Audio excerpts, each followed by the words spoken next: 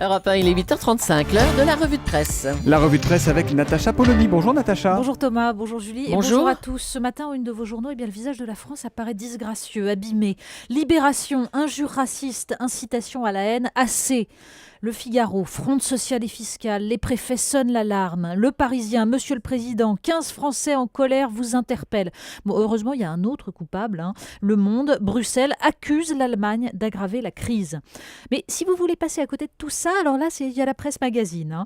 Les bipolaires enquêtent sur le mal de l'époque. Oui, c'était la une de l'Obs, souvenez-vous, il y a 6 mois. Et bien là, c'est celle du Point ce matin.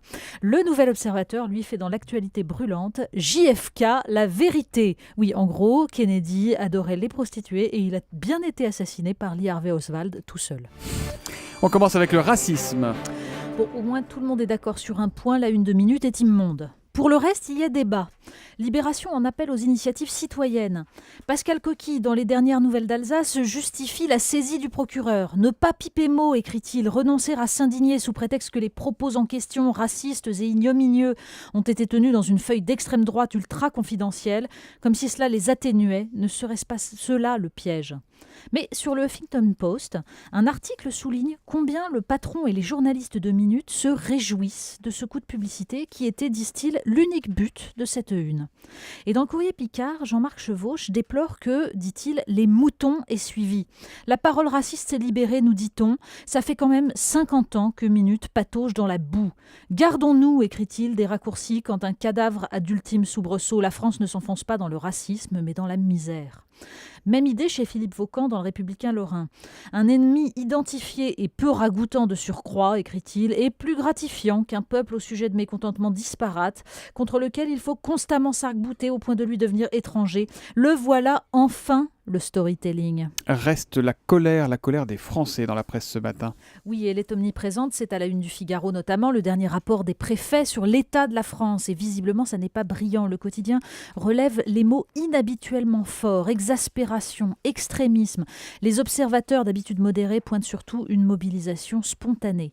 Et quand on lit les portraits de Français qui, dans le Parisien, clament leur frustration et leur colère, on comprend l'inquiétude des préfets.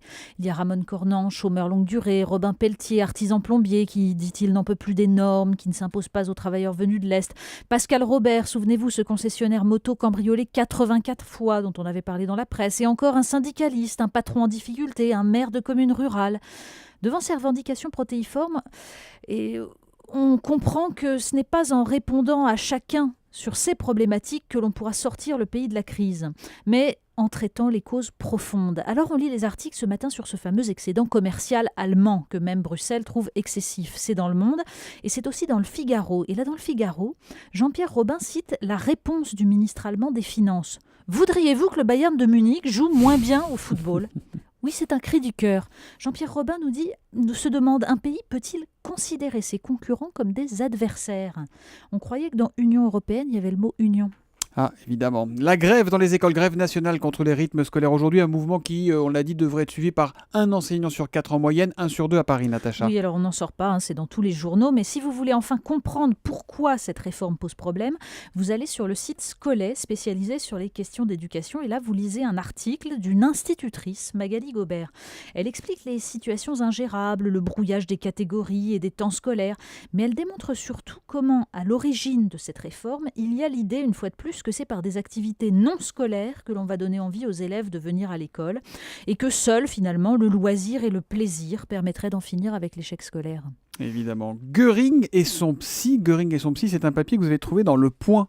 Oui, c'est un article sur un livre, en fait sur le psychiatre américain qui fut chargé de surveiller les dignitaires nazis avant leur procès pour éviter notamment qu'ils ne se suicident.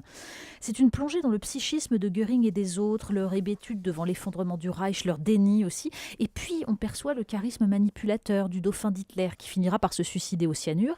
Comme le psychiatre d'ailleurs, plusieurs années plus tard. Et derrière, il y a la question du mal. Ces hommes étaient-ils fous ou bien tout à fait normaux ? Un homme normal peut-il produire ça ? Le psychiatre finalement a fini par le penser. Et c'est à lire dans Le Point. On termine avec du foot, vous aussi ?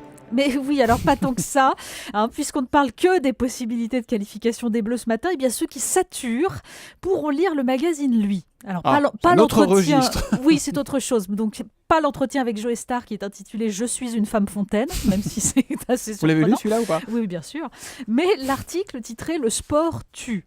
Crise cardiaque, accidents divers comme la chute d'un arbitre de tennis assommé par une balle, plus direct, l'assassinat d'un footballeur colombien qui avait marqué contre son camp, et surtout cette course de moto, le trophée de l'île de Man, 240 morts depuis 1907, 6 d'un coup en 2011 parce que c'est dans des rues étroites, ça va très vite. Bon, conclusion de l'article, le sport ne calme pas l'agressivité, il la façonne. En ces périodes de tension, je dis donc, cultivons le pacifisme et les leçons de ce cher alcoolique Winston Churchill, mort à 91 ans tout de même, no sport.